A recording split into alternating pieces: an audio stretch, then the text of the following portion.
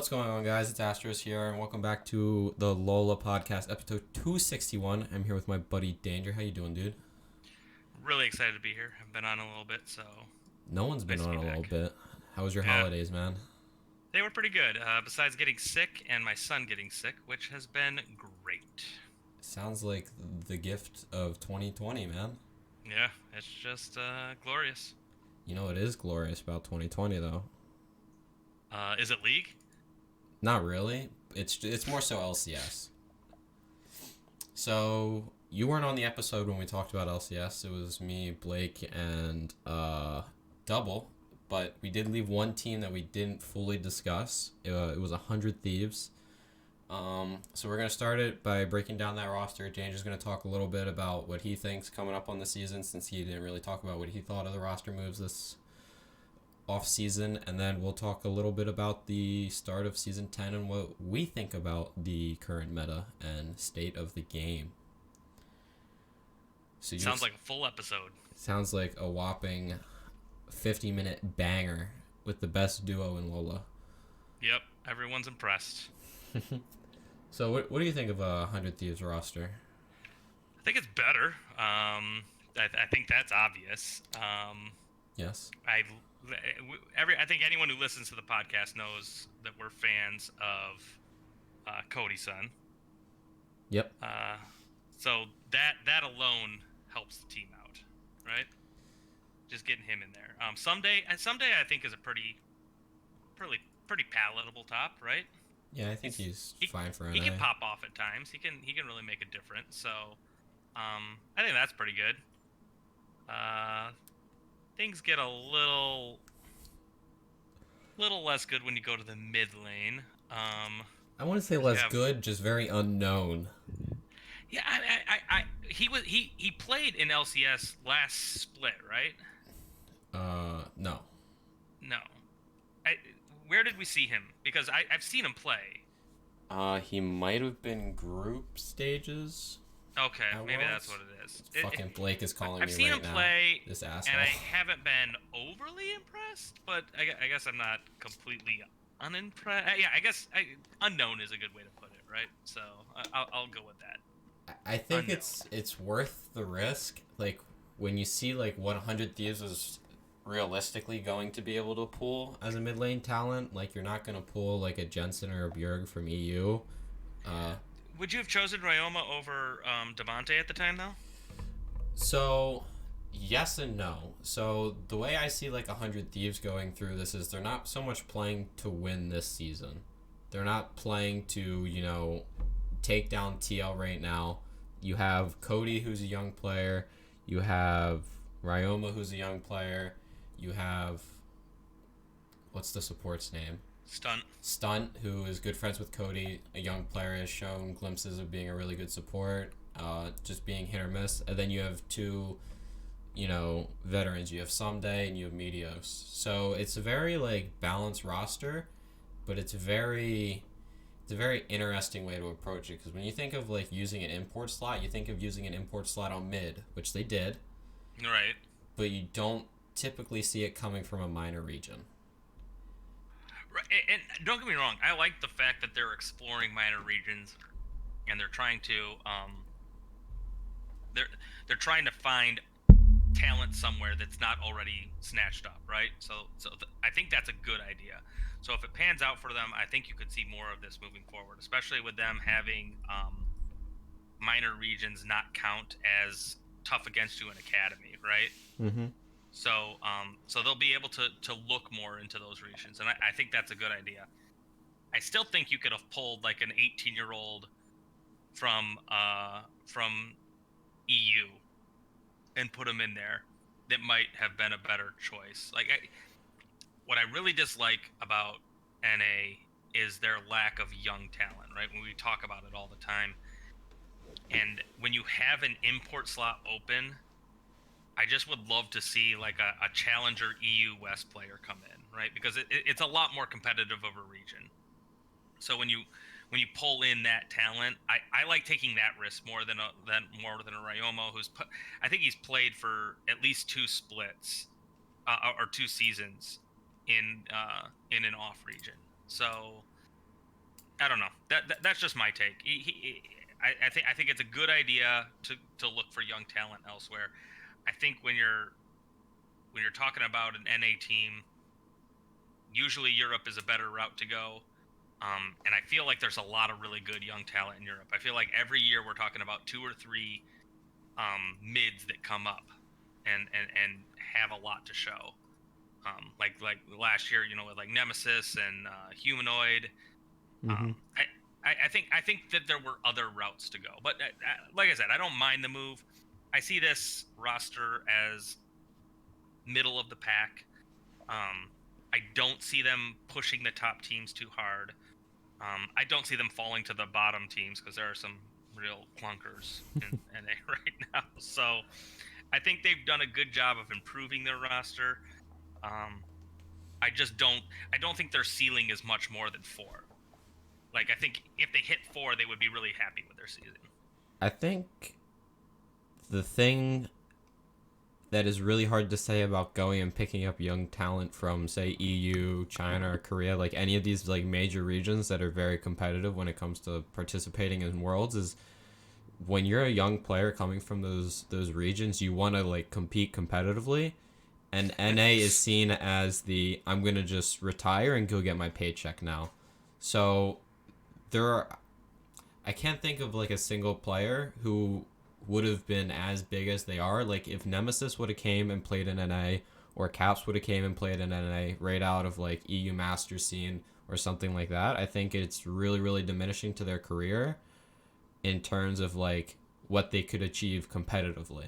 I think you'll see a lot of handy down mids, handy down jungles, all these handy down players who are no longer able to compete in these super competitive regions on like a top 3, top 4 team, who at that point are like, well, I want to go to Worlds so I can go get a super big bag in NA as well as probably have a good chance of making top 3 and going to Worlds. Right, Um, and I agree with you, and so it might be I might be asking for something they can't do, right? Um, yeah, so that's a fair point, is because maybe they did try and go out there and get 18-year-old talent in the EU, and they're like, yeah, I'd rather stick in the Master Series and hope for an EU team next year. So that's very plausible. what do you think about the Papa Smithy pickup and Zix pickup? I think Papa Smithy pickup is what you can use to get people, right? Mm-hmm. He's very respected in the scene, and for Oh good yeah. reason. He's the best caster, it, the best caster for the longest, right? Mm-hmm. Um, he's excellent. He's excellent top to bottom, and so he brings with him cachet, right? And that's kind of what you did when you brought in Meteos, right? You brought Mm-hmm. someone who was a known quantity. Same with Cody-san. He just had a really good showing in Worlds. So you're bringing in people who, they're trying to change the name of 100 Thieves because it was a joke last season, right? It was a joke for most of it. They did come back at the end, but by the time they started winning games again, it was too late. Right. Um, their biggest thing was like role wise, they couldn't find replacements. Like the reason Someday had to come out was because Saligo just shit the bed so hard mid that they had to put Ryu back in, and then that Yep. takes your input slot, so you're forced to use Fake God. In like a perfect world scenario, they wouldn't have had to do that, but because of the way that their roster was set up import wise, they didn't have a choice just to try and stabilize the mid lane. But I think with Papa Smithy, he brings a name that might be able to pull in some better free agents, right? I think what Papa Smithy also brings is the thing of knowing a little bit more about this unknown talent in the minor regions, which I think is why you saw someone like Ryoma come up into 100 Thieves rather than Smithy going and saying and acquiring someone like Demonte or Pobe, where he's willing to take this shot on a player that he has a lot of faith in being able to live up to the expectations of someone like Demonte or Pobe with hopefully having a higher ceiling in the long run. Yep. So I think they put together a pretty decent roster. I think well, everyone makes playoffs in the new format, so they're going to make playoffs as long as you're not 9 or 10, and I think a couple people have locks on those positions. So So we talked about. I want to know which roster you think is the worst roster. Whew. Um, see if I can spit it out. Golden Guardians has a really bad roster, right? Yes. Yeah. Oh, you know what? Yeah. You have Keith is support, right? Mm-hmm. He's switching to support. So some people have gotten better in support than they were as ADCs, so that's something. Um, FBI, Golden Glue, Closer, and Haunter. It sounds like a bottom two team to me. But I would agree. but um, you know, after a really good showing at Worlds, I think Dignitas has not done themselves any favors with their roster. Who do they? I don't. I mean, I think it's better, honestly. You do? You think it's better than the team that went to Worlds? I mean, the only thing that's worse is your bot lane, but I think you made improvements everywhere else on your map. I think your jungle got better and your mid got substantially better. And Johnson. Aphromoo has not been good for like 2 seasons. Right? Run it back. 3 seasons? He hasn't looked good since 100T. At the end. And you think Grig's a better jungler? Than Lyra? I think almost any jungler is better than Lyra. Maybe. I don't know. I mean, I think this. I think their best. I think their best pickup was having Johnson, because at least they're taking a shot at a young NA talent, right? Yeah, I think Johnson is a good pickup, and I think Froggen is a good pickup. The only thing where I think this might spiral out of control is you have Huna, who's very resource and jungle wanting attention, and now you have Froggen, who wants. Can't you see Huna CS. just throwing his headset down after Grig comes in and feeds the top laner like 3 kills? No, I see it more so as Froggen comes up and collects one of his waves every game, and then goes mid and collects his own wave, and then comes back top. Like, I don't know how you're going to have these two players who are very, like, resource heavy. Maybe not so much. I don't consider Froggen a very jungle heavy mid laner who doesn't require a lot of a jungle attention, but he wants a lot of resources, and he wants to play his game a very certain way. And I don't know if it's going to work with the rest of this team. But you have 3 really big names. You have Huni, Frog, and Afro, veterans. Yeah, I feel like with your support in jungle, which I think are like 2 of the most important roles. Yeah. With 2 of the weakest in the entire league, that's what makes them compete for the bottom, in my opinion. Yeah. I mean, I don't think they're going to perform as well as last year, but I think that's just a lot of other teams getting a lot better and them kind of breaking even, I guess, maybe. I don't know. It really depends on how the bot lane plays out. I don't expect them to play up to how Cody and Vulcan played, but it depends on how much worse they play in comparison to how much better Grig and Froggen can play. Who else would you put in the bottom? Optic? You mean Immortals? Yeah, that's what I mean. Optic. Honestly, I don't know. I don't know Ica. I'm gonna be honest. I don't know much about him. I don't either. Soaz and Xmithie, I think, are going to do fine. Hakuo, I think, is a good support. I think he's a middle of the pack support in terms of NA talent. Altec, I mean, it's Altec for Arrow. I think that's kind of like a net neutral thing. Arrow inted and Altec just doesn't carry. So, I don't know. I think GGS is really fucking bad. And I'm also, like, not convinced on what the hell is going on at Fly. I think this is really bad. Yeah. I don't like the PoE at all. I think he's a budget Froggen, and Froggen is already, like, such a weird person to play around. And then Ignar over Wadid. I mean, I like Ignar. I think I like Ignar's Ignar pretty good. too. Wadid was also supposed to come in and play well, but you still have Wild Turtle in your bot lane.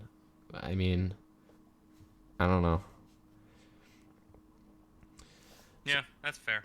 so I'm gonna I think ask we you. agree though. GGS is way down there. Oh yeah. What do you think of Cloud9's roster moves?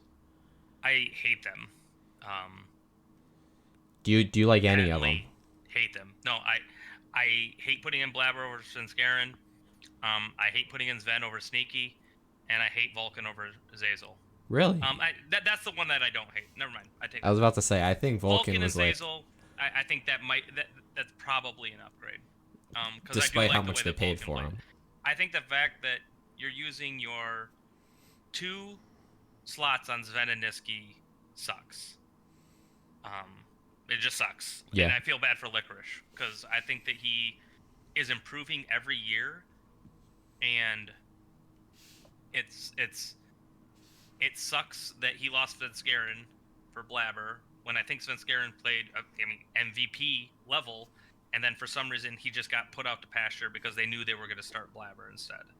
I get that Blabber's great in solo queue, so I know that he's got the talent and the ability, but as you said, after 15 minutes he becomes a minion. So, um, I I don't understand it at all, and I hope I'm wrong because I am a Cloud9 fan. I've always been a fan of Cloud9, and I I hate everything they did this offseason except for bringing in Vulcan, but it makes no sense to me. I think my biggest worry with this roster is you don't really have like a super respected veteran anymore. Sven's coming off of, Licorice is your respected veteran of 2 but seasons. yeah, but like a veteran of 2 seasons. I'm talking about someone who's like Right, no, been around that's for what a I'm saying. while. That's the sad part is their veteran is 2 seasons, right? Like So if Sven wouldn't have performed so awfully, Sven would be your veteran. Sven would be your leader, but he's coming off of 2 really bad years at TSM, and Sven looked like bottom 3 ADC yeah, for 2 years. So don't get me wrong. Back when he was in EU, he looked good. So if he can recover half that form, he can become a top 5 easily in NA because it's mm-hmm. NA. But I've seen nothing from his play that made me think he's about to like turn the corner. So maybe he's had a really good offseason. Maybe him and Vulcan have really good synergy. They Yeah. have opportunities. I still put him in the top 4 with this roster. Just because I don't like a lot of the teams. I feel like a lot of the teams got worse. So Which isn't good for NA because they did terrible in Worlds. so I think we both agree that we think as long as the Broxa TL situation gets figured out, I think we both agree TL is the number 1 seed. By far and away. As long as Poe Belter is not the jungler for more than a week. Do you have do you want to run through what you think is top 4? Yeah, I'll. Excuse me. You're good. I'm getting over a cold, guys, so I'm doing my best. So Team Liquid, I have as 1, even with Poe Belter jungler probably because the rest of their team is just better, and Core JJ is really fucking good. so much better than pretty much everyone else in the league. So I have TL 1. Despite the fact that I just shit on them, I have like C9, TSM, and probably this is where it gets tricky. Probably CLG. I was gonna say it's got to be either 100 Thieves or CLG. See, so I'm not a CLG fan, so I don't like putting them up no, there. yeah. But they have Crown, right? And they got Crown even and if they got Smoothie. Yeah, they got Crown and Smoothie. So while I don't like their roster and I don't like their team, I probably put them in the top 4. So I have Cloud9, CLG, and TSM 2, 3, and 4 intermixed. I'm not sure where they're going to end up. I do like what TSM did in the offseason. I love the bot lane switch. I Yes. love it a lot. I didn't want I've been a big TSM. fan of Kabi, so I think bringing him in instead of Sven, who is, in my opinion, on his downslope, and Kabi is at least near the top of where he's been playing. I like that a lot. Their big issue is the jungle, right? That was their big issue last year. But my favorite Yeah. thing of this roster entirely is Bio. Yes, I'm a yes. huge Bio fan, and I was really like when they got rid of Double, I wasn't expecting them to get rid of Bio as well. Uh, that made me real sad, boy. So I'm really happy to see him back. I think he's really fucking good. I don't think he's necessarily legs or leaps above Smoothie. I do think he is slightly better. But based off of what everyone in the league says, it's kind of like those two are kind of respected as the two best NA talent supports. Yep. And depending on who you talk to, switches, but usually not by a very large margin. So yeah, I like their team a lot more. And if they can get Dardoch to just play with his skill and not his sometimes overactive emotions, they should be good.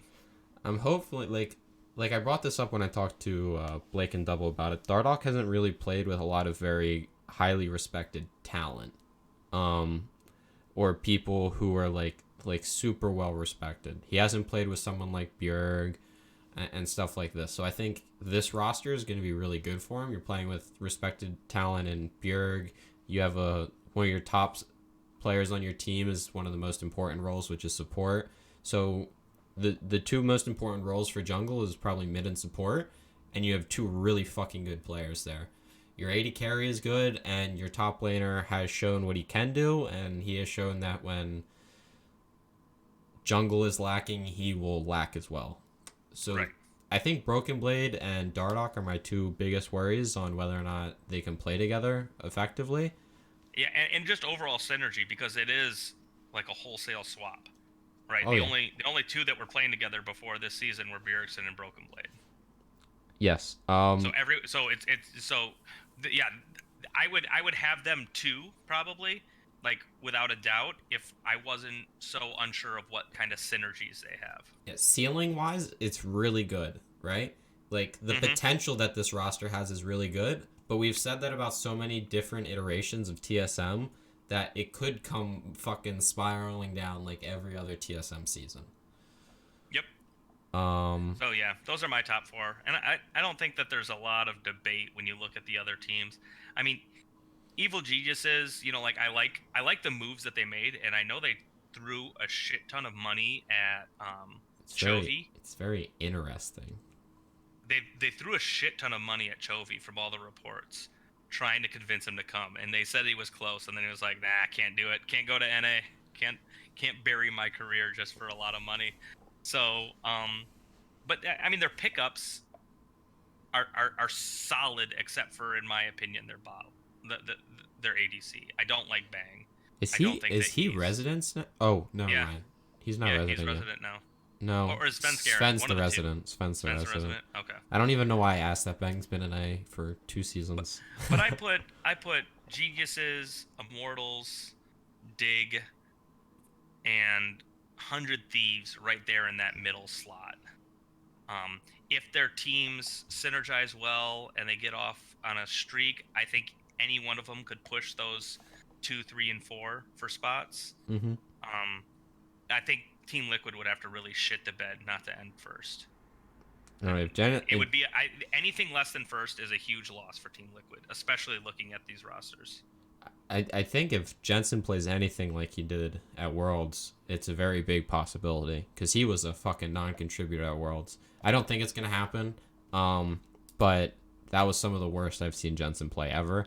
And then if they get into a spot where they actually can't get Broxa until say fucking Summer Split, like that's gonna be an that issue could be a as real well. problem. Don't they have Mike Young on the roster too, though? Well, you know that they have no faith in Mike Young when they're willing to play Pobe over him. But Pobe is very handsome, as the I'm Twitter just kidding. video. I think Mike Young or Pobelter is an awful choice in jungle, and they instantly go to the bottom 3 in the jungle.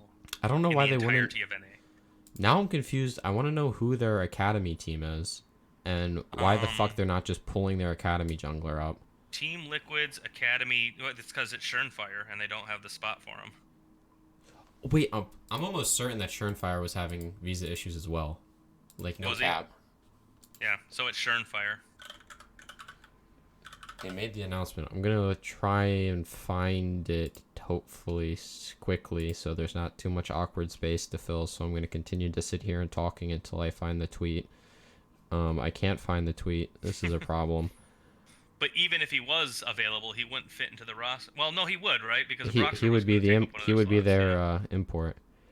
Is this not the? Do I have to go to Steve's Twitter? Yo, this is big cap. Oh wait. All right, I give up. Okay. Maybe there's a problem with Schernfires. I'm pretty sure there is an issue with his visa. And There's then like you'd be going to like the bottom of the list of junglers for whatever they're picking up as their backup academy jungler, which is probably Mike Young. it's probably me. I'm not playing jungle this season. Have you looked into the layout of the new season 10 for LCS? I have, and what I learned is Spring Split means nothing, No, except for MSI. MSI is obviously super important.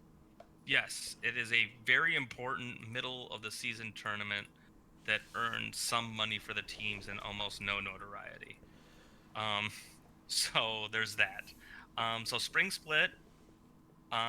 They also changed the way the games are played, right? So there's 4 on Saturday, 4 on Sunday, and then 2 Monday night. I like having games I like that Monday. too. I think I liked it better when they played League, for 4 days. So give me another day of League. It's a lot on your casters, which I understand, and your production team, but I like not having to sit on my computer all day just watching LCS. Yep. I agree. So it breaks it up a little bit. I like it. I think it's smart. I think it's a good idea. I think it'll work well. So so there's Monday Night League now. So they're competing with Monday Night Football. We'll see how it goes. What do you think I'm just kidding. Monday Night Football's not on in though. What do you think they could do to kind of give some sort of use to Spring Split? Obviously, I think this format change is really good for Worlds in general. I think will, as a whole, NA will send its actual top 3 teams, hopefully, rather than sending like 100 Thieves back in 2018, when they lucked in off of points from Spring. But I also find it might be an issue of teams just kind of playing like shit for 10 weeks in Spring just because there's no reason to actually try. Now, I know when you're watching NA, you're expecting bad league, but I think it's going to be especially bad in Spring Split because I think you're going to get coaches, which rightfully so, experimenting, right? So if the games don't mean anything, you're going to get some interesting moves. So you might try some odd comps, interesting lane swaps. You're going to test boundaries. So you might get some creative league, but I think if the coaches are smart, that's how they treat it because the games, they don't mean shit besides bragging rights. I think literally it's just going to get treated as a scrim that they can't restart. Mm-hmm. So I think they're going to be interesting / fun games to watch for the most part, while simultaneously being awful. Yeah, and infuriating because you're watching them play knowing league. that they're not actually trying to win. Or, they're trying to win because no one wants to lose, but they're not. Just with their Annie jungle and their, like whatever dumbass shit you can imagine. So I'm kind of wondering if there is like a way that as a whole the league system could be brought into a pathway where I don't even know. It's like I think you can make MSI bigger. I honestly do. You can make that tournament like so the league team, let's give them credit, is doing outstanding. Worlds was fucking massive, right? As it is like every season. Yeah. And the fact that they've pumped Worlds up this big now, I think they can continue on that trajectory, but now they can rope in MSI to make it an event that the world is watching, right? So, and I know that's kind of like their direction. So if you make MSI a legit, like this is must-see TV, these are the best teams, they're getting something worthwhile. I don't know, like somehow increasing the prize pool, giving away skins for MSI would make that way more hype. right? Like, just Mm-hmm. do it. Your skin guys aren't that creative anymore anyway, so just give them another skin that they don't even have to think about. Um, I think if you pump up MSI, it's gonna make teams play harder in Spring Split. If you've gone to these schedules where Spring Split doesn't matter as far as worlds are concerned, right? I think the way you make MSI actually important is you bring top two teams from every region, um, and then I don't think you can include minor regions, sadly, just for the sake that I'd rather bring the two teams from each region than minor regions and only bringing one. Right. And then I think you have to either drop All Stars or you have to drop Rift Rivals. Um, Drop them both. Neither are very well viewed. I don't think I don't think All Stars is necessarily supposed to be very well viewed, but kind of just like a A fun time reward. for Yeah. the scene as a whole for the players that get to. Drop Rift Rivals. That has no Yeah, purpose, and people I just make think fun it's of it. definitely drop Rift Rivals. Use that time that you're saving and that money to pay your casters another week to cast another week of MSI. Bring the top two teams, and then I don't think you could do a skin because it would kind of discredit the world skin. At the same time, I think there needs to be some type of in-game reward. Like maybe it's a fucking Emotes. They get award 5 skin, emotes or an some shit, you emote, know? maybe even like Yeah. banners hung up on the rift or something. Uh, Or you can do like the team decides like a character to get a skin for. So like an MSI skin, right? Not like for like each person decides, but like a what if team Riot skin for. decided? Yeah. Like Riot is like, all right, at this MSI we're gonna offer up one of the champions that doesn't have a world skin, um, Right. and then that team gets a skin based off of their organ. I think that'd be super Or it could cool. be like whichever champion is coming out right around MSI. Like what new champion? Like that would be pretty hype. Be like, here's this new You could champion set, and you are playing to get set skin for, like G2 set. I think that'd be like actually good. Yeah, I I think don't that would know be. how much Hey, if you're motivation. listening, Riot, this is I think we really stumbled on some kick-ass plan here. So I think. All right, so one of us needs to get on Hotline League and then bring up this idea and trademark it. yep. So one of our filthy viewers doesn't go and take it and talk about it on Hotline League and then get like part of the revenue from it because I'm trying to pay for school. Okay. Let's get Astroz to go through school, guys. Come on, it's only 2.5 years. It's like 40K. Yeah, that's nothing, man. Um, It's just a huge amount of money. but yeah, fuck Rift Rivals, make MSI important, and then hopefully Spring Split won't be so shitty. Yep. All But right. I'll still watch it, so they got me. So Danger. I can talk about how shitty these rosters are and how disappointed in NA I am, and I will watch literally every fucking game. So, Danger's a whale when it comes into consideration of actually just viewing the game, not just spending money. It's just only in time wasted watching shit yep, League of Legends. I waste a lot of my time watching shitty but I watch good League of Legends too. I watch a lot of LPL, so So what do you think of season 10 as a whole? season 10 as a whole. So I guess where the preseason changes have hit, I'm good with them. I think dragons are more important, which kind of defeats the whole purpose of making the rift spawn twice, because their whole point was let's make top more important, but we're gonna do new dragons and make them really important. So actually, you changed nothing. You made top a little more important and bot way more important. So you're still getting the Fiesta's bot. But despite that, we've been playing that way for a while, so it's not like that's unusual. So I don't think it landed as far as changing the mode, right? Changing the idea of like how important top is. But I don't find the changes like overly obtrusive like I thought they might be. Yeah, Um, I as a whole I really like the changes. I'm not super big on the jungle XP. I like hitting level 3 quick. Um, I'm glad I can hit level 3 off of any camps, including Gromp and Krugs, and then my buff. What I don't like is it feels like after level 3, I'm just never relevant. Like, champion as a whole. Like, if you're not playing Olaf, Elise, Lee Sin, like, That's the problem. Is their experience has made it so there are very few effective junglers. So and like you have moved so many people out of the jungle, it's insane right now. The pool is 5.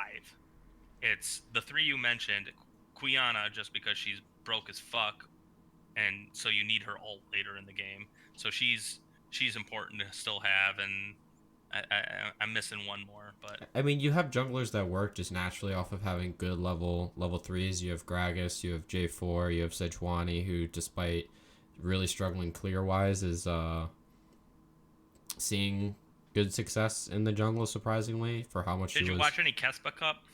I've gonna be I honest. think they took a total of 6 junglers. I think that's all you saw in Oh, Kespa. that doesn't surprise me. Like, the jungle meta is super fucking clipped, and that's just based off of how bad the XP is in the jungle late game. Right, it's just too stale right now. So I'm hoping that they adjust the XP a little bit and maybe adjust the way the farm works so that they can get more junglers in, because it is a very stale meta as far as the jungle's concerned. I think leaving the level 3 off of the 3 camps is a must, and I think you just need to increase jungle XP a little bit until the jungler's level 6. I don't want my I don't want to be level 6 when my bot lane's level 3 or level 4, which might need to give bot lane a little boost pre-6 as well to balance it out. I'm fine falling behind late game, but I just feel like there's such a small window of when I'm relevant as a jungler, unless I'm playing those champions that just constantly gank. And like, even as a laner, it feels bad because of how little vision you have available. Like, there's still no tracker's knife in the jungle. There's just nothing like creative about it. There's no interesting pathing. It's, I'm gonna clear my 3 camps and then I'm gonna gank, and then in a minute and a half I don't really have a gank to go for at the moment, I'll go maybe clear another camp or 2.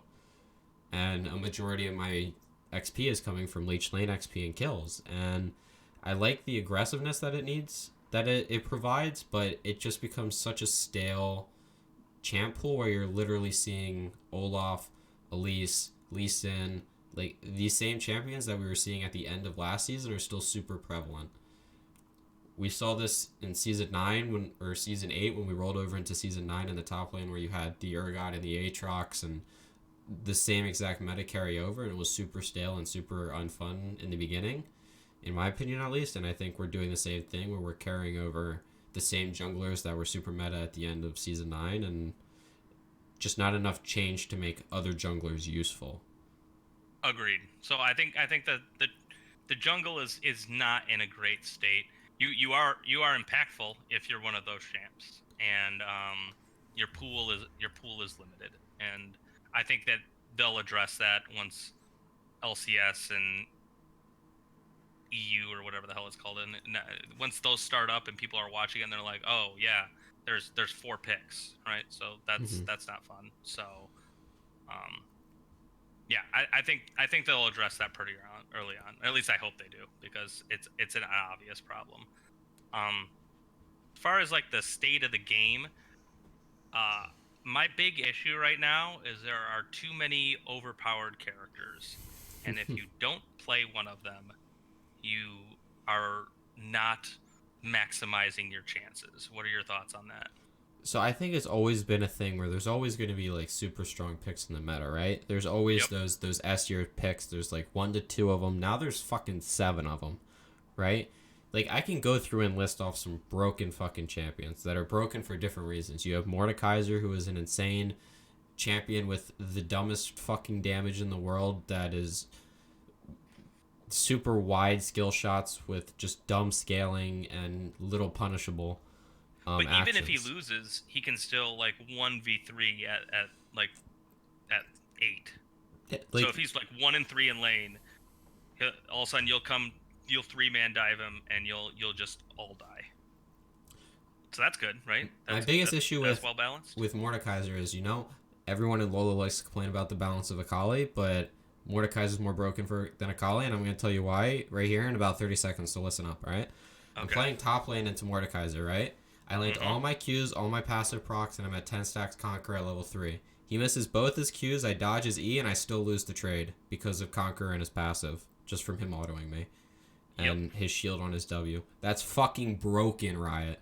Right? It's not even close to being balanceable. It's not even like, wow, he really fucking outplayed me there. He autoed me 4 times, proc to passive that does AoE damage, procs Conqueror, and heals him, while also giving him a shield that absorbs my damage.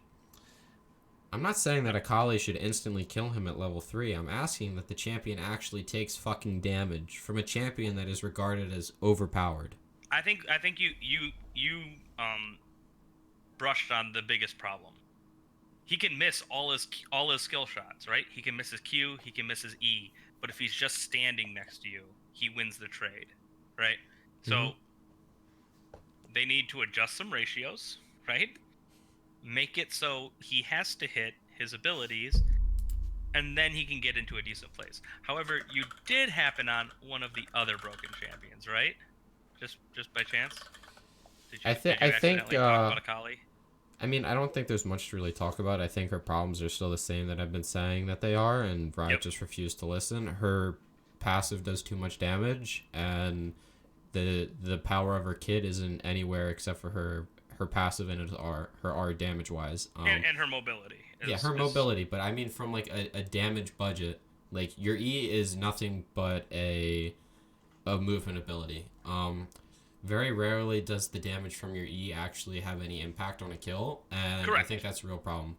I think also making it so all the damage is in her passive makes her super overly oppressive to melee champions, and especially with the extended range when she hits her passive. So I don't think the empowered range is the issue. I just think of how much damage it actually does, and it gives you extra range and movement, right? So you can always proc that and get away from another melee champion without it ever affecting them, right? Correct. And it also makes it really hard to budget her into something like a ranged matchup where she's only getting her Q damage, and it's very hard to walk up and take that extended auto passive proc without getting punished for it. So she struggles a lot more into ranged champions, as all melees do, but she's even more overly oppressive into melees, which is why I think she's so strong right now. I think she's a really strong top laner and a good mid laner into melees like Yasuo, Kassadin. Who else do you find broken right now? I think Cassiopeia is really dumb. I think Aphelios is really dumb. I think Pyke is Aphelios is the worst champion ever made, and I say that knowing that they made Zoe, who I think is the worst champion ever made, up until they made Aphelios. Aphelios is trash. And it comes from a very basic spot. There is no clarity for your opponent. So you might as well have him be cloaked and just say all of a sudden he does something to you, because having just his main hand show up tells you half of what you need to know. And it's completely worthless. And he can outrange you, or he can outdamage you in melee, or he can blow up your entire team. And it doesn't take a big brain to play him. It takes someone who's played him 5 times. Yeah, I think for a champion that was supposed to be released as the hardest champion in the game is actually quite easily to understand if you just put the research into reading what his weapons does. Yep, and you can read it on the fly as you play him. You can be like, oh, what does this do right now? Okay, sweet. I'll just do that to them. It's... I have no idea how this got off the cutting room floor. I just have no fucking clue how anyone was like, oh, this is so fun to play against. Like, you have to play against people in these playtests. And how none of the rioters who went through any of this playtesting, I get that he's fun to play. I completely understand that he's fun to play. It is fun to play someone who does everything. It always is. You go to any game genre ever, and the person who's overpowered, who has an ability that does everything, is always like the one that everyone wants to play. Mm-hmm. So I get how he's fun to play. I don't get how they got through all the play testing without someone saying, like, I don't know what he's gonna do next. How did he root me there? Like, there's nothing on the screen that would let me know that I'm about to get rooted, right? You got auto attacked, dude. You should know that the second you got auto attacked, an AD carry is gonna be able to CC you for free. Right. And no one throughout like the entire playtesting of this guy getting released was like, hey, maybe we should let them know what his abilities are gonna do, because that's I'm colorblind, and that's one of my problems with Quiana is I don't know if her next Q is going to turn her invisible, is going to root me, or is going to do extra damage. I just don't know. There is like a shimmer, I assume, on her like little circle, like Yeah, her it changes weapon, right? colors. This little tiny circle that's changing colors in a very rapidly moving game, and I'm supposed to track whether that's brown, green, or yellow. Like I just can't, and I have colorblind mode on. It doesn't do anything for that. So that's one of my big issues with her. But at least it's only 3 things that I don't know is going to happen next. With Aphelios, it can be 20 things that I don't know is going to happen next. And it's not even my fault. Like, it's not even my fault for being colorblind. It's just the fact that he exists in a way that was designed that no one will ever be able to know. So I ban him every game. He will be banned every game until they eventually rework him, which I assume will occur at some point because he's got a 228% ban rate in Korea right now. It's pretty good. It's pretty solid. Yeah. I think like there's a way to approach this champion that gives it its clarity while still being similar kit related. I think his biggest issue is his numbers are just fucking stupid at the moment. He does way too much damage. I think the big problem with him is his numbers are either going to be stupid or he's going to be worthless. Right? Well, I honestly think that this kit will change. I think it will change this year because I don't think that he's going to be unbanned until he's literally in the gutter, like a 30% win champion. Which, I mean, fuck, I don't know. I think the champion kit wise, the way you do it is so he has 6 guns, right? You just pair it as you pair 2 guns together, and they're always going to be on hand, off hand. If he has red out, he's going to have green on his offhand. If he has green out, he's having red on his offhand, right? Right. And just synergize that's a major it that kit way. Change, right? So it's a major kit change while simultaneously not changing his actual kit or abilities, because like his guns still all do. You just don't have 25 options anymore, which is what they love to say. You have 25 options. You'll have 3 options. You have 3 options that all run off of the same ammo. So, yep. Like, you have to be smart of, I can't just sit here and spam green the whole time, because if I run out of ammo, I won't have red up during this fight. And right, vice and then versa. You'll actually have to think, because right now you don't even have to think. It doesn't matter if you run out of ammo. You can just do everything anyway. So. Fuck, dude. I've played the champion a couple times. I literally just say, I have absolutely no idea what I'm doing, and I still, like, I don't pop off. I don't go 20-0, but I'm not fucking useless on a champion where I have plenty of mastery on. I just can't play AD carry. The champion does. I don't need to know how to play AD carry with him. If I can right-click you, I'm probably going to kill you. And if I die, it doesn't fucking matter. Yeah, it's the worst. It's quite so. I think they do this on purpose so that you like stop complaining about old champions that suck. Yeah, is they'll make a new champion that sucks. Kali isn't talked about much in the Discord anymore, and I really like it. Yeah, exactly. Even though she still sucks. Hey, man. Because you have Aphelios, who's just... It's just so poorly done. It's like offensive. You know, like to even imagine anyone creating it, and then they like all the Redditors on Twitter were like, "Oh my God, he's big brain. It's so much fun, but it's gonna take a lot of work to get good with him. But you're you know, like it's gonna be a struggle, and a lot of people are gonna give up on him." The fact that they all said that shit makes me think that none of them know anything about League, and I know that they do. Obviously, they and I don't like shitting on them normally, but I have no. I mean, I don't like shitting on them. I do shit on them because of that's what we do. But in this particular instance, it's truly unbelievable by me. I ban him first, and I don't even care if my team's gonna pick him because I don't want him in the game. I've had people flame out of queues. I don't care. I will ban him every single game. He won't exist in my world until his 200% ban rate lets Riot know they did something wrong. Yeah, I think it's just it's crazy because Riot is at the point where you look at a champion like Set that's getting released, where it's literally I'm just gonna fucking punch you, and very fucking clear, very basic, like looks wise, you know, reminds me a lot of like fucking Udyr a more flashy Udyr pretty much. And you go from a champion like Aphelios to a champion like that as the next release, and it's like a fucking night and day difference. You look at a champion like Diana and compare it to a champion like Akali, they're a night and day difference. One is a lot more just flushed out and equal of a kit where its power is distributed evenly and amongst its just basic damage numbers rather than overloading abilities. Right, and you know how like you know what you have to do to beat them. That doesn't mean that you can still get beaten, but you have an idea. Like with Diana, you know she's coming in and she's not leaving, right? She doesn't have the ability to get out. So, well, she is strong right now and she does probably need a nerf. It's a kit you can balance. Yes. Right? It's that's the whole point. It's a kit you can balance. Whereas Akali, they have stripped everything from her.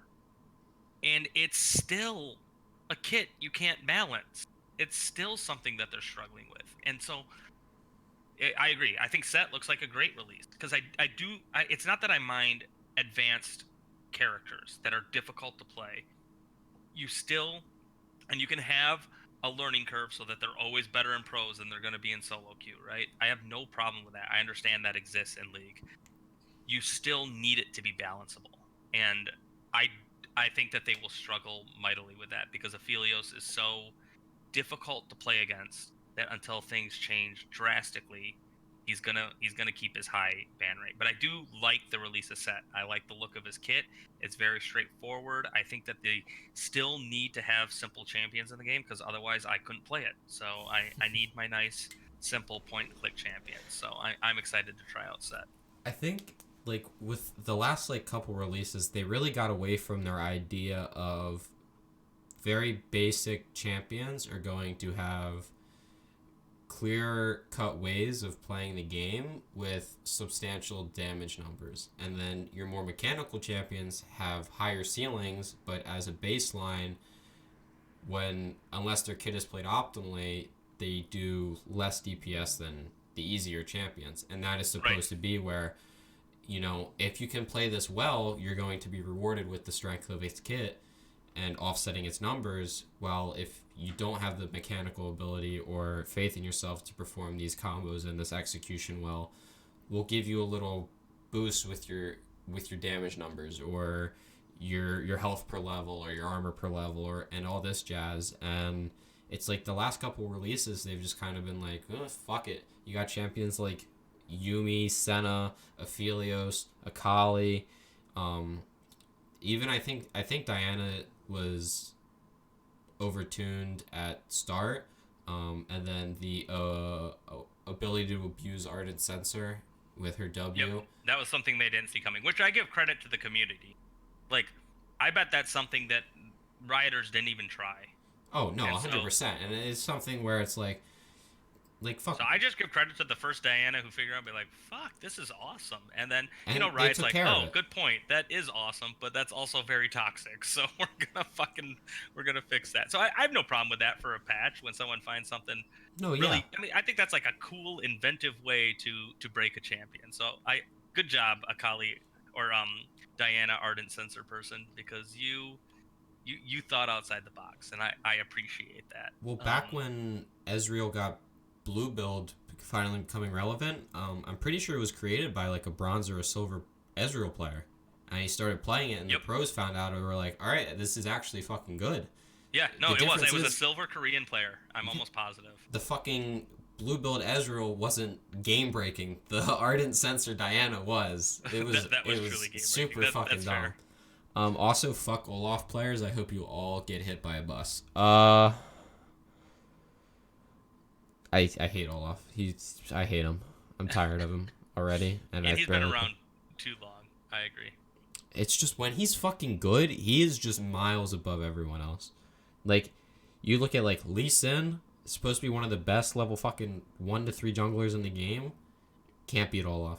Elise can't beat Olaf. You can't run away from Olaf. And even fucking late game when he's supposed to fall off, Conqueror is just so disgustingly broken on him with his W. It's just like, don't even fucking try, kid. It's so tilting. And I can't play Olaf, so my fucking...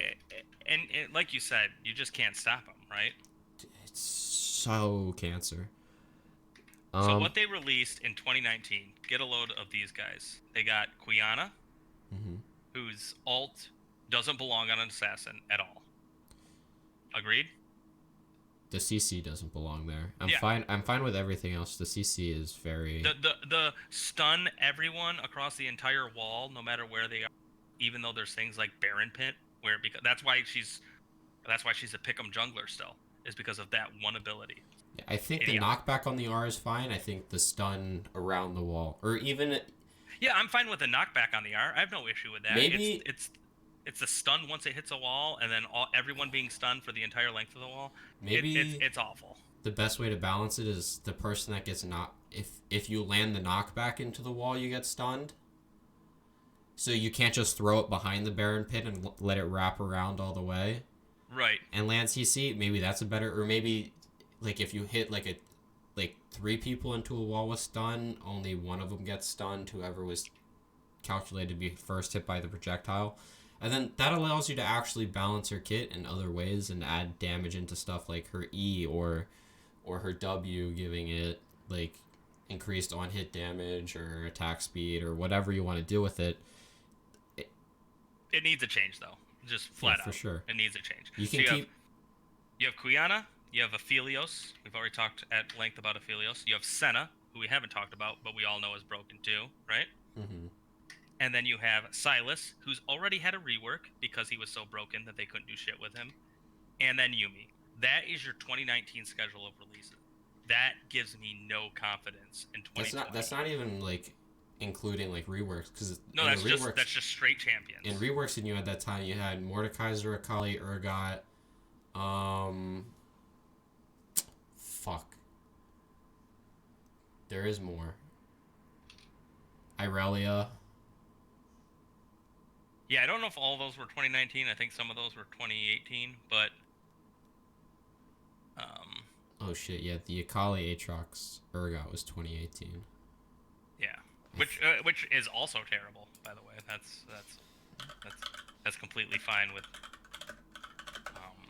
me calling that miserable. But yeah, so it wasn't a good year for champion releases as far as them understanding where to put weaknesses on characters. Mm-hmm.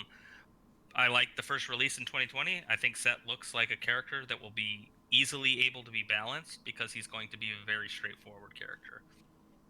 But I would like their more complicated characters that, granted, I can't play that well, but I still like in the game. I would like them to go back to finding out how to accurately balance them and recognize in the creation of the character knowing what needs to be done. And I know Kale was reworked in 2019, right? You had Kale. Yeah. Yeah, I don't remember all of the reworks. There were a few more. Again, for his 5th time. Rise. That one wasn't bad though, even though he's still pick banned, right? He's still really strong numbers wise, but kit wise he's fine. Yeah, kit wise, I think he can. I think he has a better chance of being balanced than the 4 previous rises. True. Yeah. So I don't know. I think we've talked enough about the struggles of champions, but I think the reason me and Astroz got stuck on this is because it's kind of defining to the preseason, in my opinion, is who gets the largest number of over-tuned characters on their squad, and it makes it more difficult to have, in my opinion, a varied playing experience. You don't have enough bans. It's like... Yeah, because there's just too many good characters right now, so you can't say take out the 4 best, and then there's a pool of the next 20 that are good. It's take out the 4 best, and then there's a pool of 4 that are still equally as good as those. So you see them every fucking game. And I can't make my bot laner... Like we said, the jungle pool's so small that you see Lee Sin every single game, unless he's banned. Right, but he's not good enough to ban, so you just see him every game. Or you have the one fucking jungle main like me who wants to play Nidalee.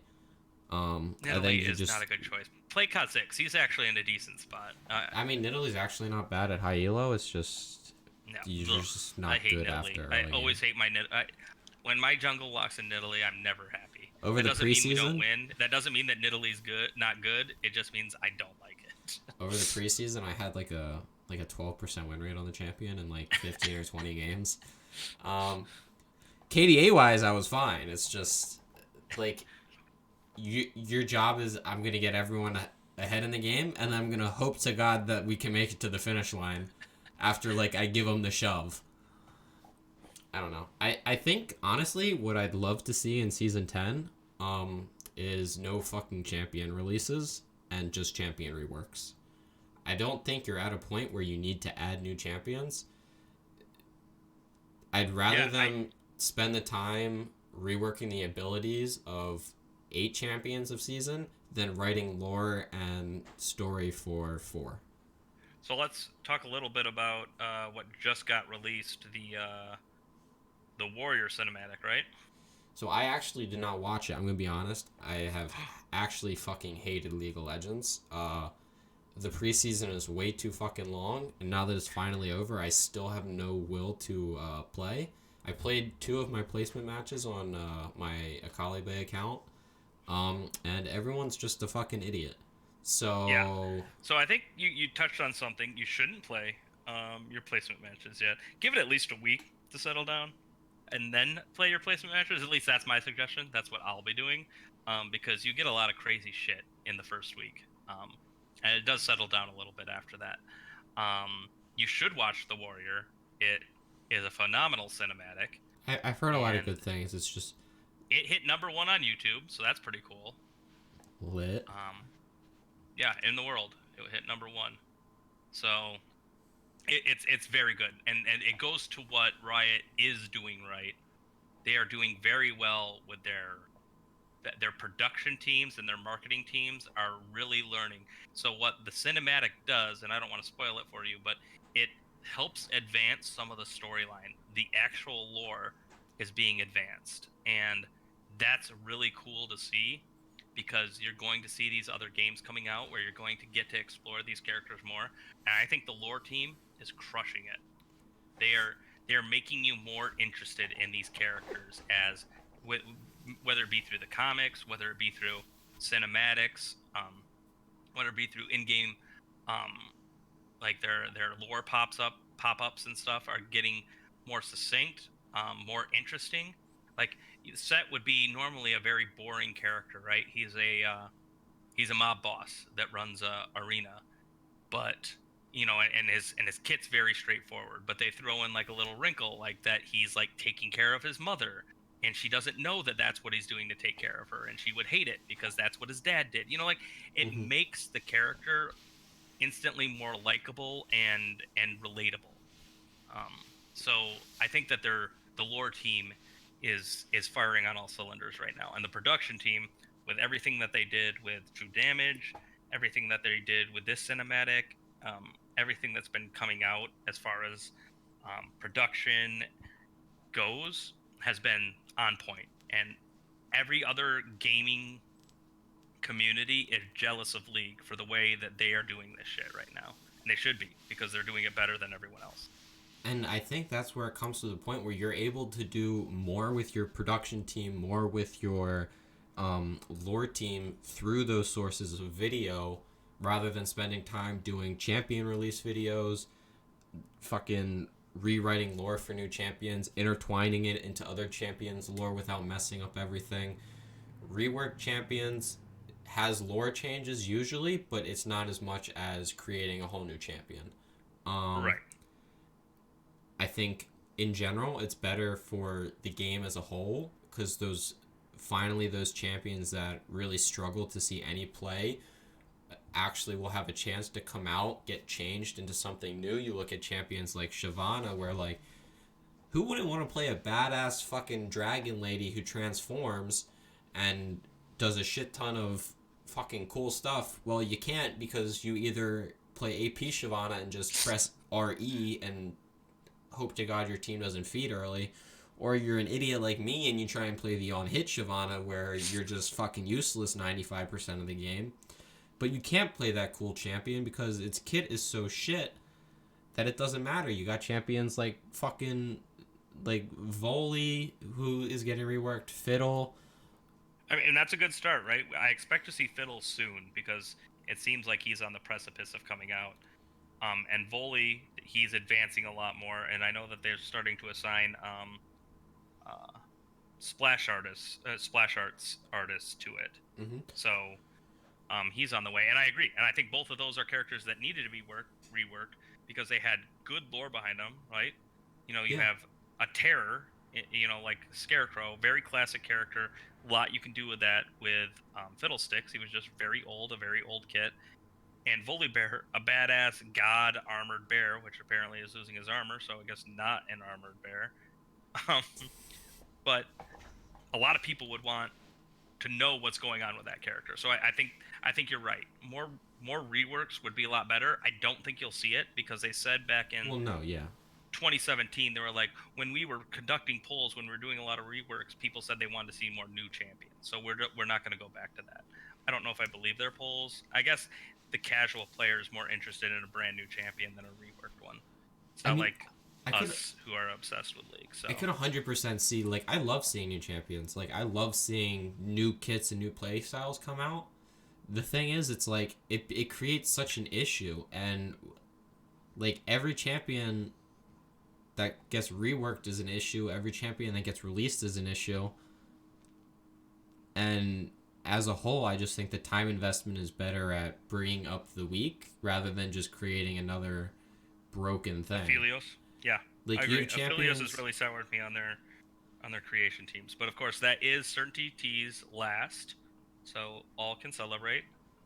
He has moved on to a different team outside of League of Legends, so we won't be seeing him again for at least a little while until he gets bored and decides to ruin League again. So I say this to you, CertainT, you are unique and I will not miss you. I love Dangerous just passive flame. You are unique and I will not miss you.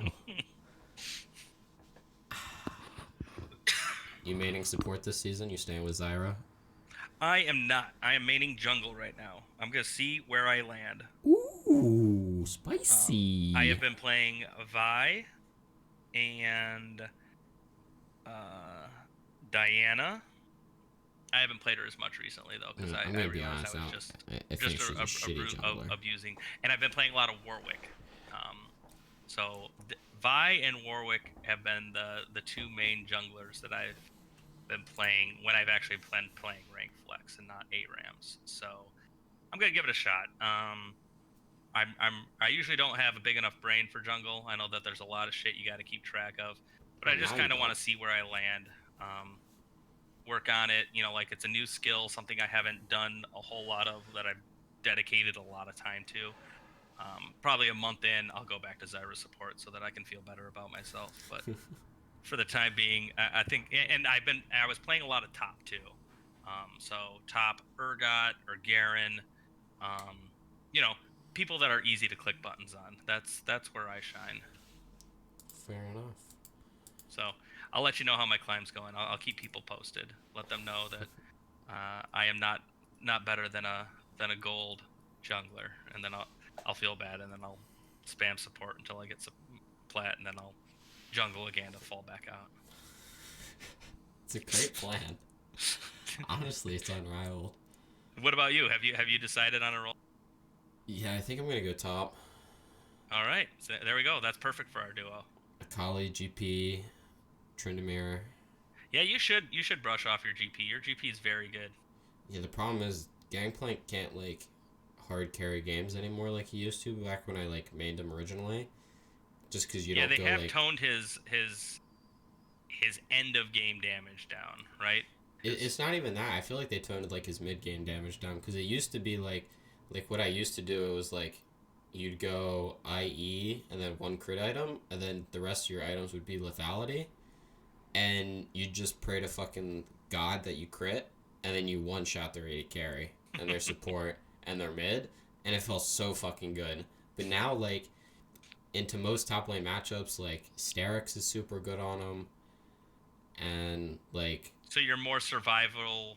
You're not the one shot artist you used to be. Yeah, and I don't know. Teams just it's very skirmish heavy, and Gangplank is much better in like actual like team fights because it's a lot easier to land your barrels when everyone's walking into each other 5v5. Not you have 3v3 over here and then a 1v2 and a 1v2. It just becomes very very scattered and very hectic, and I don't think it fits him great. I think he does fine into most of the top lane meta picks. You can orange Mordekaiser ulti. But it doesn't matter because I ban Mord every game. And then, I don't know.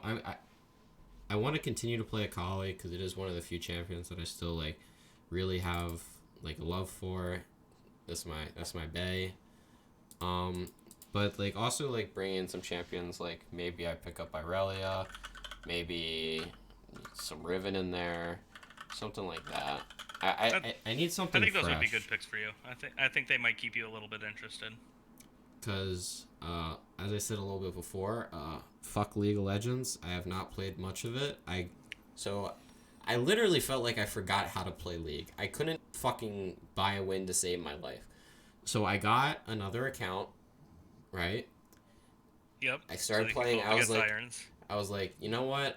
Let's have some fun. Let's just, like, reignite my passion for this game. We're going to play top lane Rengar, right? Ooh. I didn't win a single game for, like, 9 games in a row. And I was like, all right, I'm not having fun already. I cannot play that champion to save my life. And then I think of, like, every other champion. Like, my only other option when I was deciding what I wanted to play was if I wanted to go and play Ezreal. And then I thought, well, I refuse to learn how to orb walk. So if I don't get Ezreal, I'm literally just fucked. Unless I play like Jen, but I don't like have fun with Jen. So I decided on top. We'll see if it lasts. I always seem to end up getting stuck, sucking myself back into jungle. But I'm really hoping I don't, because I'm really not super happy with the jungle right now. But maybe after the first month they'll switch it up, and maybe you'll be able to slide back in. But I don't know. I think those are good picks for you. I think they should keep you interested for a little bit. Yeah, maybe I pick up something a little spicy. Like Quinn? That's fucking stale, bro. What are you talking about? Quinn's so spicy. She shoots you and you win. Yeah, I don't know. Might as well just play Nasus at that point. Oh yeah, your Nasus would be sick. I've tried Shyvana top. It beats Mordekaiser. Have you played much Fiora? I played a lot of her when she first got reworked back in season 7 or 6. 6. I think, yeah. And I had a lot of success on it. It's just, it doesn't feel super fun. Like, I have more fun playing Shen than I do Fiora for some reason. Yeah, I mean, Fiora is a very straightforward playstyle. Well, so is Shen. It's just, I don't know. Shen, you have to have a better map awareness, which is probably bringing in your jungle a little bit. Maybe. I don't know. Because then you have to know where you're going to ult and what you're going to do. I think it's just... Yeah, we should find you an off-meta, like a not top laner that you take top. What are we... support that you now take top. I was, like, ready to just be like, Blake, on the next episode, we're announcing a Twitter poll, and the community is picking my role. And then I thought about it, and I was like, they're going to be fucking assholes and make me play they'll troll the shit out of you. Yeah, so I decided against that. Do not trust our viewers. By the way, we love you viewers, but sometimes. I wouldn't trust you with my league life. I can't think of many off-meta things you can actually play top. Just take Yuumi top, man. Do it. I don't know. Maybe I'll play You can make Wukong. a video. Yuumi top all the way to silver. All the way down. Because that's where you're going to cap out. I don't know. I could play fucking Wukong top. My Wukong's clean. Wukong's getting his rework next patch, I believe. There's not really many off-meta things you can actually play top. There really isn't. I just scrolled through the champions. I was looking for something that I could suggest, like 3 times, and I ended on Yuumi. So there you go. I ended on Tank Fizz, and I don't think I want to play that. No, that's fucking miserable. No one should ever play Tank Fizz. It sounds pretty awful. All right. what do we got to do to wrap this up? They're probably sick of hearing us chit chat back and forth. You got anything you want to say before we close this out? Good luck with your placements. Don't play them until a week after it has started, because I think you will find yourself tilting with the weird shit that happens. I swear to God, it's like a 1 week barrier. As soon as people like settle down, all of a sudden people start playing, regular League of Legends again. And if you're good with any of the overpowered people, pick them, because that's how you're gonna win right now. And ban Aphelios for all of time so that they'll rework him. Please, everyone ban him. And be mad when other people ban him first. Be like, no, bro, I'm supposed to ban Aphelios. Yeah, pretty much. I agree. I do have one thing to say quick. I talked to Blake about this, and I just want to make it apparent. My schedule is completely fucking changing. I decided to go to school, go and do online classes. So I quit my apprenticeship at work, and I'm just going to work there full time. But because I quit my apprenticeship, they're going to be putting me on second shift. So my availability is going to be very spotty. I will no longer be able to record Thursday nights, so there might be a little bit less Astroz on the podcast. Don't tell people this. We're going to lose all our viewers. But in exchange for that, Blake said, some weeks we can probably record on weekends, which will be pretty wide open for me. And then also, I'm going to look to do a lot more coaching, since in general, I don't know how much time I'm going to have to actually play League. Helping you guys play usually comes out well. I've had good feedback from people that I've done. They've seemed to improve and get better and be able to reach on to their next goals. So that's always very interesting. So if you are interested in coaching, I know a few people have asked in the coaching channel, and then I say something and then they never ask me or hit me up when they're ready to do anything. So send me a PM on Discord and we can set something up. We can do a VOD review. We can do whatever. Try and stay involved in the community even if I'm not on the episodes as much. Maybe John will fill in for me sometimes.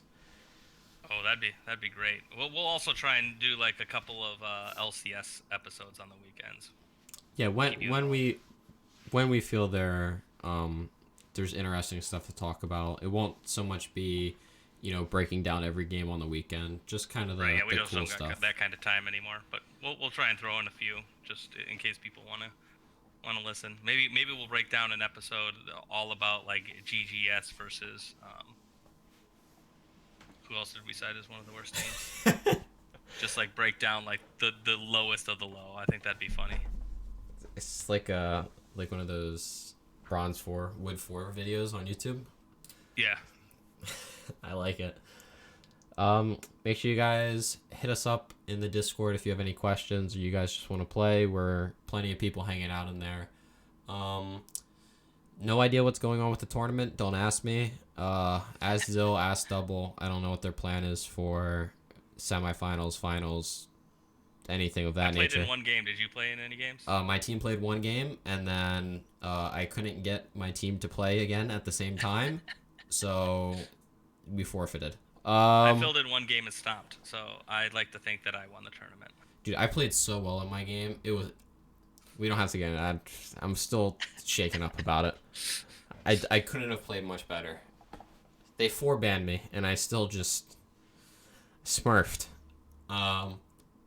If you guys are interested in supporting us on Patreon, it means a lot. Boosting the Discord server. I don't know if Blake's still on that kick or is still looking for boosts for some special reward. I'm out of touch. I don't know what video games or Discord is anymore. I've been very spaced. I appreciate you guys listening to the episode. I hope you guys had a good holiday. Hope your season 10 gets off to a good start. You hit that rank this season, etc., etc. Let's go 100 Thieves.